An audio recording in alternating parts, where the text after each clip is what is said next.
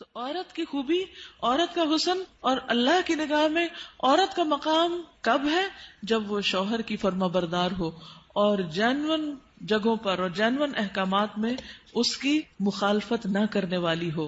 نبی صلی اللہ علیہ وسلم نے فرمایا، بہترین بیوی وہ ہے جس کی طرف تم دیکھو تو وہ تمہیں خوش کر دے، جب تم اسے کسی بات کا حکم دو تو بجا لائے، اور تمہاری عدم موجودگی میں تمہارے مال اور اپنی ذات کی حفاظت کرے۔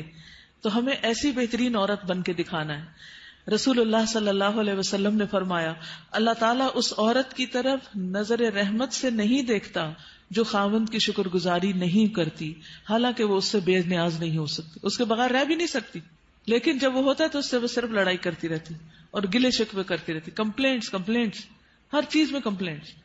تو شوہر بھی چاہے اس کے پاس کتنی بھی جسمانی طاقت ہے یا مالی طور پر بہت سٹیبل ہے، وہ انسان ہے، وہ ہیومن بینگ ہے، وہ بھولتا بھی ہے، وہ غلطی بھی کرتا ہے، تو ایسی چیزوں کو اگنور کر دینا چاہیے۔ ہمیشہ گنتی کر کے رکھیں کہ اس کے احسانات کتنے ہیں اور اس کی غلطیاں کتنی ہیں، اگر وہ برابر ہوں تو بھی شکر گزار رہیں، اور اگر اس کی نیکیاں یا احسانات زیادہ ہوں اور غلطیاں کم ہوں تو غلطیوں کی بنا پر اس کی ناشکری نہیں کریں۔ تو آپ نے خصوصاً اپنے ہسبینڈس کو تھینک یو بولنا ہے، لکھ لیجئے، اور جو ابھی نہیں بول سکتے وہ آئندہ زندگی کے لیے لکھ لیں، دلوں میں لکھ لیں کہ شوہر کے شکر گزار رہنا ہے۔ اور یہ شکر گزاری آپ کے اپنے اندر اور آپ کے گھر میں اور آپ کے تعلقات میں خوشگواری پیدا کر دے گی۔ آپ دیکھیں گے کہ وہ شاید منتظر ہو اس بات کے کہ کسی وقت آپ خوش ہو جائیں ان سے، کیونکہ آپ دیکھیں وہ آپ کو خوش کرنے کی کوشش میں لگے رہتے ہیں، اور آپ جب خوش نہیں ہوتی تو بےچارے وہ بھی ناخوش ہو جاتے ہیں۔ تو جب آپ خوش ہوں گے تو آپ کو دیکھ کر وہ دگنے خوش ہو جائیں گے، جب وہ دگنے خوش ہوں گے تو آپ تگنی خوش ہو جائیں گے، اور یوں خوشیوں کا سلسلہ بڑھ جائے گا۔ پھر اسی طرح عورت کے اوپر یہ بھی لازم ہے کہ وہ اس طریقے پر رہے کہ شوہر دیکھے تو خوش ہو جائے، یعنی بیوی کا حال حلیہ، اس کا اٹھنا بیٹھنا، بات کرنے کا انداز، معاملہ کرنے کا انداز، یہ شوہر کے لیے ایک اٹریکشن کا باعث ہو۔ یعنی اگر شوہر کو کسی خاص قسم کا لباس پسند ہے تو ایز لانگ ایز وہ شریعت کی حد کے اندر ہے تو عورت کو وہ پہننا چاہیے۔ اگر کہیں جانے کی بات ہے یا گھر کو کسی خاص انداز میں رکھنے، یا کوئی شادی شدہ زندگی میں بہت سارے معاملات باہم ایک دوسرے کے ساتھ مل کے کیے جا رہے ہوتے ہیں، تو ایسی تمام چیزوں میں شوہر کے ساتھ تعاون اور اس کی مدد اور اس کو خوش کرنا جو ہے وہ لازم ہے۔ یعنی اپنی شرم و حیا کی بھی حفاظت کرے، اور گھر اور جو بھی اس کے کسٹڈی میں شوہر کا مال یا راز یا کوئی بھی چیز ہے ان سب کی بھی حفاظت کرنے والی ہو۔ مال کی، گھر کی حفاظت، پیسے ضائع نہ کرے۔ یہ نہیں کہ شوہر کے گھر، شوہر کے مال اور شوہر کی تنخواہ اور شوہر کی پراپرٹی میں سے چھپ چھپا کے میکے والوں کو مت بھیجتی رہے۔ بہت سے فساد اس وجہ سے ہوتے ہیں کہ سسرال کو دینے کے لیے تو نمبر 2 مال ہوتا ہے، اور میکے کو بھجوانے کے لیے پسندیدہ چیز۔ قدرتی بات ہے کہ انسان کی جو اٹیچمنٹ ہوتی ہے وہ ماں باپ سے بہت زیادہ ہوتی ہے۔ ایک ایسی خیرخوائی ہوتی ہے جس میں دنیا کی کوئی دوسری چیز شریک ہی نہیں ہو سکتی۔ ظاہر ہے جنہوں نے جنم دیا، جنہوں نے پالا پوسا، ان کے ساتھ محبت اور خیرخوائی کیسے نہ ہو، وہ تو ہوگی، لیکن اس کی بھی حدود ہیں، وہ حد سے آگے نہیں بڑھنی چاہیے کہ شوہر کما کے لائے اور ہر وقت عورت شکوہ کرے، پورا ہی نہیں پڑتا، ہوتا ہی نہیں، ہے ہی نہیں، یہ بھی نہیں، وہ بھی نہیں، وہ بھی نہیں، اور پیسے بٹورتی چلی جائے اور ادھر سے چھپ چھپا کے دوسری طرف دیتی چلی جائے۔ نہیں، حتیٰ کہ فی سبیل اللہ بھی اگر عورت کو دینا ہے تو شوہر کی رضامندی ضروری ہے، یعنی شوہر کا مشورہ بھی ہونا چاہیے اس میں۔ پھر اسی طرح یہ ہے کہ بولنے میں اچھی ہو۔ رسول اللہ صلی اللہ علیہ وسلم نے فرمایا کنواری عورتوں سے نکاح کرو کہ وہ شیریں گفتار ہوتی ہے، یعنی کہ ان کے بولنے میں مٹھاس ہوتی ہے اور تھوڑی چیز پر جلد خوش ہو جاتی ہیں، یعنی شکر گزار ہوتی ہیں، کیونکہ زیادہ دنیا نہیں دیکھی ہوتی اور مطالبے بھی کم ہوتے ہیں۔ اس لیے خصوصی طور پر بیوی کی حیثیت سے جو خوبی بیان کی گئی وہ یہ کہ شوہر کے ساتھ بات کرنے میں بھی اچھی ہو اور بہت زیادہ مطالبے کرنے والی نہ ہو، اور نہ ہی اپنے شوہر کی اجازت کے بغیر کسی مرد کو گھر میں آنے کی اجازت دے، کیونکہ اس سے بھی شکوک و شبہات پیدا ہوتے ہیں۔ پھر اسی طرح شوہر کے مال میں سے اس کی مرضی کے بغیر تحفہ یا صدقہ نہ کرے، کیونکہ کمانے والا مرد ہے، یا تو عورت کا اپنا ذاتی مال، یعنی اگر پیرنٹ سے ملا ہے یا انہیرٹ کیا ہے یا وہ خود کماتی ہے تو اس میں تو اپنی مرضی سے جو بھی وہ کرنا چاہے، لیکن اگر شوہر کی طرف سے کچھ ملا ہوا ہے تو اس میں اس سے مشورہ کرنا اور اس کی اجازت لینا ضروری ہے، کیونکہ اصل مالک بہرحال شوہر ہے. اور بہت دفعہ گھروں میں جھگڑے اس وجہ سے پڑ جاتے ہیں کیونکہ ہسبینڈ جو ہے وہ بیوی کو اجازت نہیں دیتا، اور بیوی اپنی مرضی سے اپنے میکے کو یا کسی اور کو کچھ دینا چاہتی ہے، اور ان معاملات میں اختلاف بعض اوقات گھر کی بنیادیں ڈھیلی کر دیتا ہے. عورت کے اوپر یہ بھی ذمہ داری عائد ہوتی ہے کہ وہ اپنے شوہر کی اطاعت کے ساتھ ساتھ اس کی خدمت بھی کرے. جس طرح شوہر گھر سے باہر سب کچھ کمانے کا ذمہ دار ہے، تو اسی طرح عورت گھر میں آرام اور سکون فراہم کرنے کی بھی ذمہ دار ہے. پھر اسی طرح یہ ہے کہ شوہر کی اجازت کے بغیر نامحرموں سے گفتگو سے بھی بچنا چاہیے. حضرت علی بن ابی طالب سے روایت ہے کہ رسول اللہ صلی اللہ علیہ وسلم نے خاوند کی اجازت کے بغیر عورتوں سے ان کے گھروں میں گفتگو سے منع کیا ہے. اگر شوہر کو یہ بات پسند نہیں کہ عورت کسی مرد سے بات کرے تو عورت کو نہیں کرنی چاہیے، کہ بعض اوقات انہی چیزوں سے پھر جھگڑے پیدا ہو جاتے. پھر اسی طرح یہ ہے کہ مشکل حالات میں شوہر کا ساتھ دے. پھر اسی طرح بد اخلاقی اور بد زبانی سے دور رہے.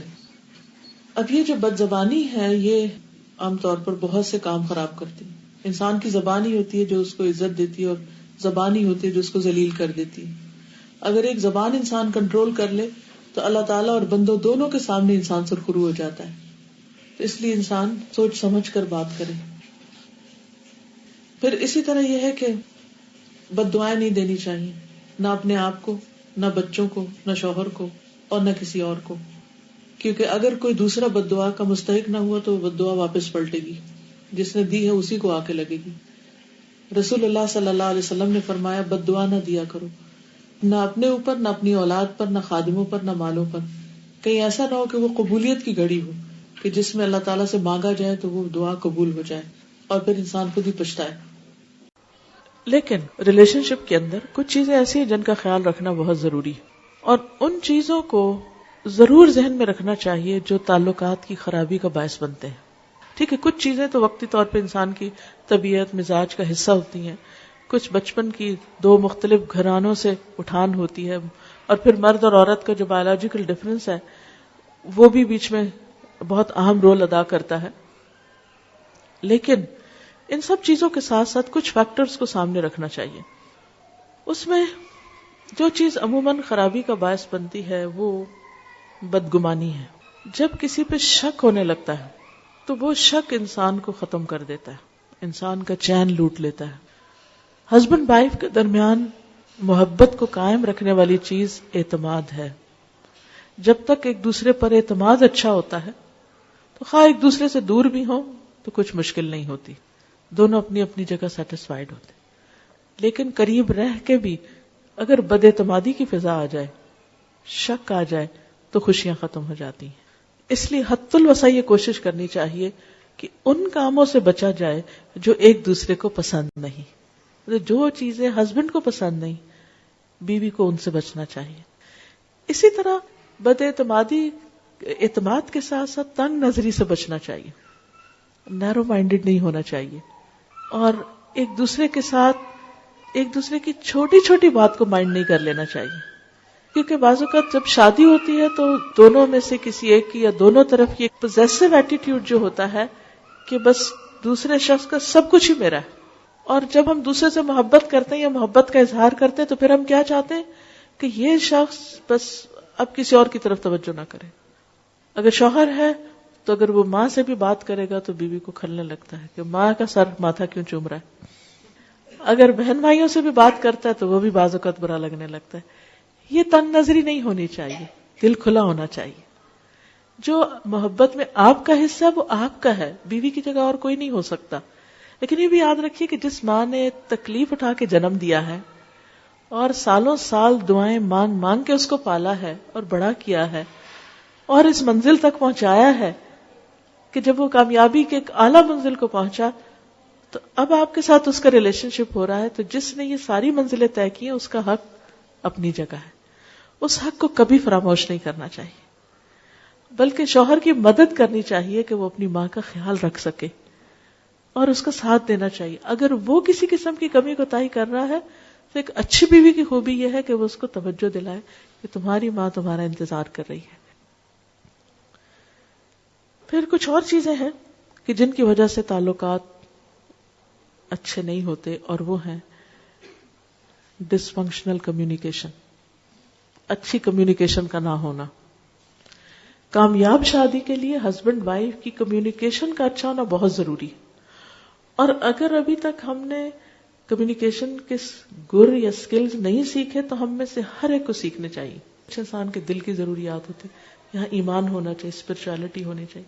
کچھ اس کے پیٹ کی ضرورت ہے، اس کو کھانا کھانا ہے. تو آپ صرف شوہر سے کسی شیکسپیئر کے اوپر باتیں کر کر کے اس کو راضی نہیں کر سکتے کہ آپ نے بہت کچھ پڑھا ہوا تو آپ اس کو روز ایک نئی کہانی سنانے لگتے ہیں. اس سے وہ خوش نہیں ہوگا جب تک آپ کھانا اچھا نہیں دیں گے. اور پھر اسی طرح شادی کا اصل مقصد کیا؟ ہسبینڈ وائف کی سیکشل نیڈز بھی ہیں.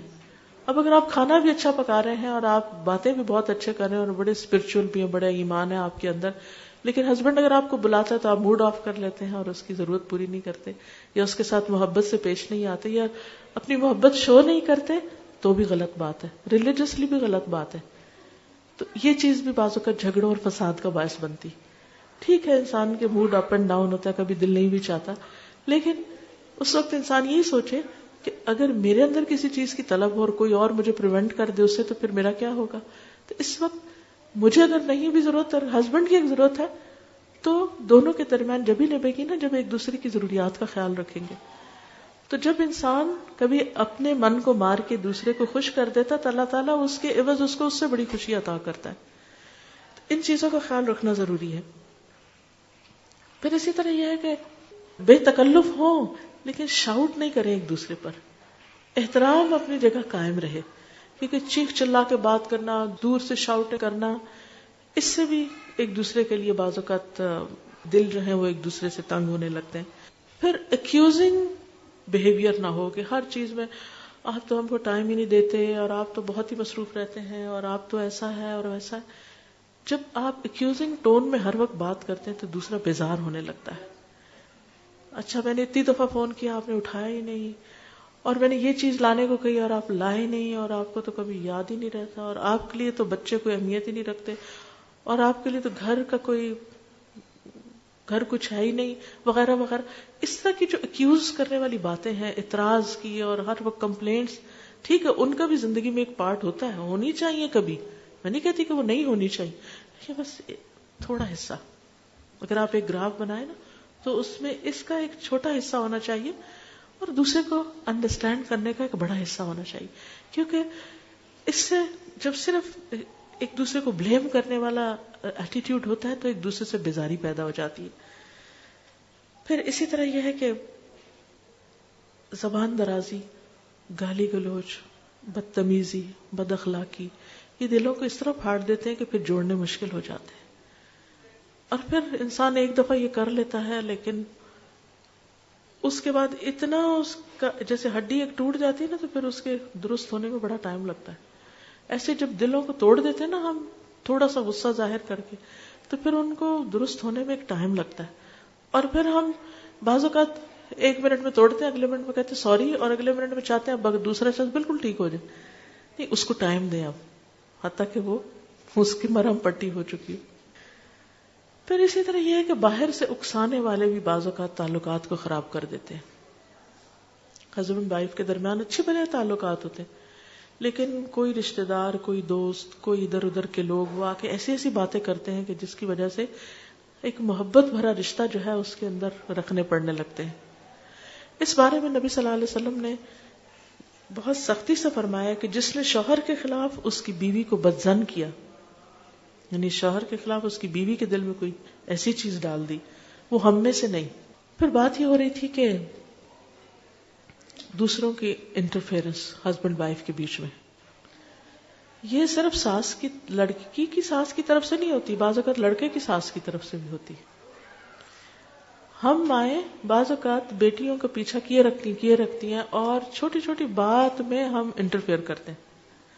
اچھا کیا کھایا تھا، کیا بنایا تھا، کہاں گئے تھے، یہ ملا کہ نہیں ملا، ایسا ہو گیا یا نہیں ہوا. ان باتوں کی وجہ سے بعض اوقات بہت گڑبڑ ہو جاتی ہے. بچوں کو ایک فریڈم دینی چاہیے کہ آپس میں ایک دوسرے کے ساتھ انڈرسٹینڈنگ کریں، کیونکہ کر ہم محبت کر رہے ہوتے ہیں لیکن الٹا دشمنی کر رہے ہوتے ہیں. ایک اور حدیث میں آتا ہے عورت شوہر کے معاملے میں کسی دوسرے کی بات نہ مانے، کسی دوسرے کی، حتیٰ کہ پیرنٹس کی بھی. آپ کو پتا ہے کہ والدین کی اطاعت فرض ہے. اللہ تعالیٰ نے قرآن پاک میں کیا کہا؟ اللہ کی عبادت کرو اور ماں باپ کی بات مانو. لیکن جب ایک عورت کی شادی ہو جاتی ہے تو اب اس کے لیے اس کا اصل گھر کون سا ہے؟ شوہر کا گھر ہے. اور اب اس کے لیے والدین کی اطاعت سیکنڈری ہے، شوہر کی اطاعت نمبر 1 ہو گئی ہے. پہلے والدین اس کی کفالت کر رہے تھے، اب شوہر اس کی کفالت کر رہا ہے. اب ایک نیا گھر بن رہا ہے.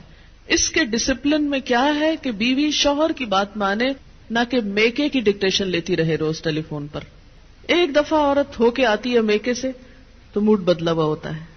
تو ایسی صورت میں اصل حکم کیا ہے کہ شوہر زیادہ اہم ہے. اب اس کی بات مانی. اور یہ کیوں اتنا سخت ڈسپلن رکھا گیا؟ کیونکہ جب تک ایک عورت کی وفاداری اس کے اپنے گھر سے نہیں ہوگی، گھر نہیں بنے گا. وہ بات میں ادھر بھاگی جا رہی ہے، یہ گھر خراب ہو رہا ہے. اب اس کی اہمیت، اس کی زیادہ اہم ڈیوٹی کیا ہے کہ اب وہ نئے گھر کی تعمیر کرے. اس لیے کہ شوہر نے مہر بھی دیا ہے، گھر دیا ہے، سب ضروریات پوری کر رہا ہے. اب آئندہ اللہ تعالیٰ نے ایک نئی نسل لانی ہے، ان کی تربیت ہے، ان کا کام ہے، اتنی ذمہ داریاں آنے والی ہیں. اب چھوڑو دھیان پیچھے کا، اب آگے کا سوچو.